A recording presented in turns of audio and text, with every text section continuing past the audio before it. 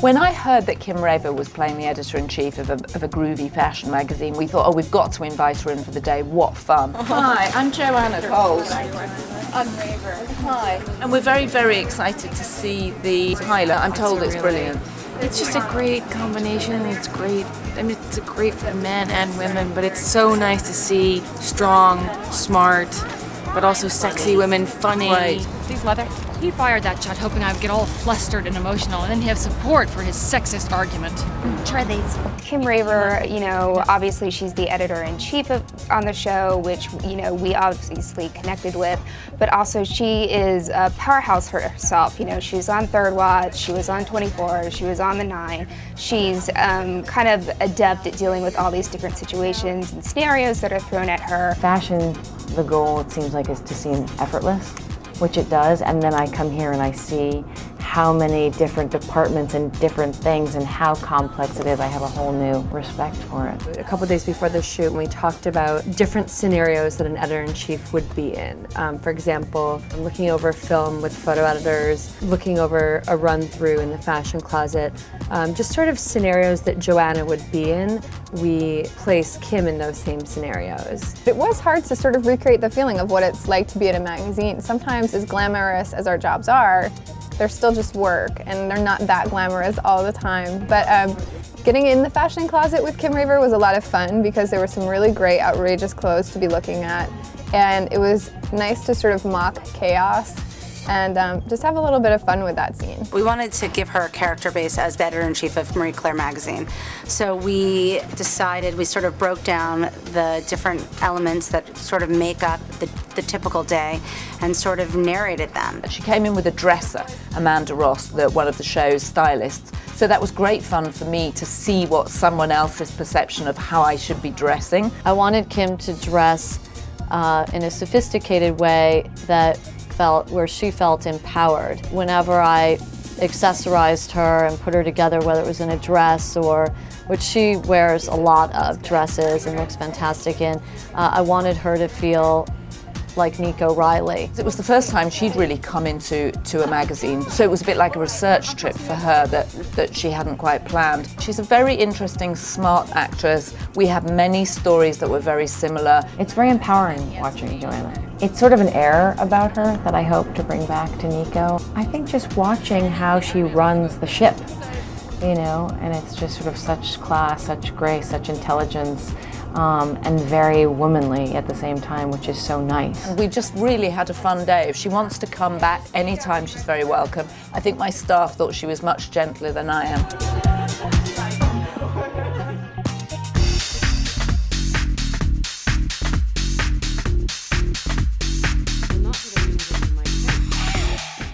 Another place setting. Oh, don't bother. I just remembered I have another lunch and a lot of work. A lot of the portrayals of working women have been, certainly as far as editor-in-chiefs go, you've got The Devil Wears Prada, you've got Wilhelmina Slater, and that kind of bitch on wheels kind of thing going. And what the show is trying to do is show that you can still be in power, you can still have all of those tough decisions, but do it in a way that's still feminine. I think when you're juggling family, kids, career, friends, you have to be incredibly organized and you have to delegate your time really well. She's still nursing her second baby, who she had, you know, like minutes ago. I mean, she was awesome the way she had gone straight back to work. You know, like I used to love to sleep. Like sleep was it's like my favorite thing, but that's kind of a thing of the past. It's women in positions of power in the workplace and how that has a ripple effect in the office, and it has a ripple effect at home. Kim Raver really knows how to embody that sort of powerful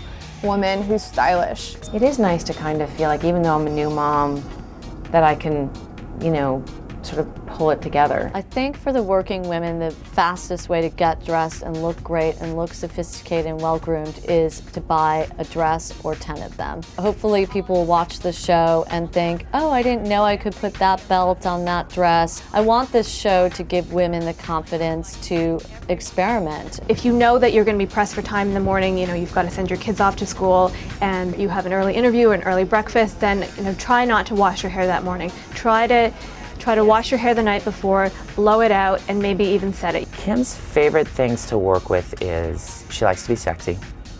What woman doesn't?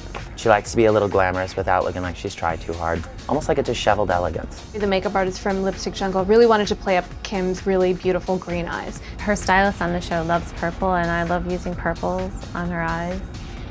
It brings out the green, so that's my favorite look, with like a really nude lip, but very bronzy skin. I mean, hair and makeup takes an enormous also amount of time. I mean, if it's my choice, it's ponytail, hat, run out the door. And that, hang on a second. Mary Claire, this is not my office, but it's fantastic.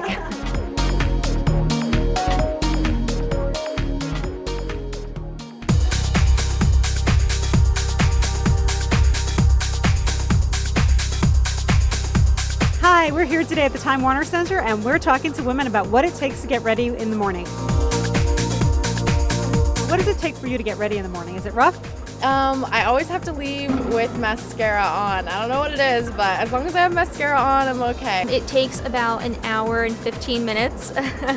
It takes a lot of preparation. I have to do my hair and my makeup, and we're allowed to dress really casually, so if there's not meetings or something, I can usually just throw on clothes. Usually I blow dry my hair and I straighten it and I put on makeup, so it probably takes an hour. A typical day is get up early in the morning, do my makeup and hair, and if I have to sing that day, maybe warm up my voice, and then go to a couple auditions. I just wake up, brush my teeth, wash my face really quick, and I leave the house. I always have my hair up. I don't actually use any makeup, just lip gloss. If I blow my hair out, it takes about an hour to an hour and 15 minutes. If not, it takes a half hour. We have a sponsor for the podcast, and as a thank you, we're giving out Dove hair products today, so I wanted you to have this. Oh, great. Okay, thanks. You're welcome.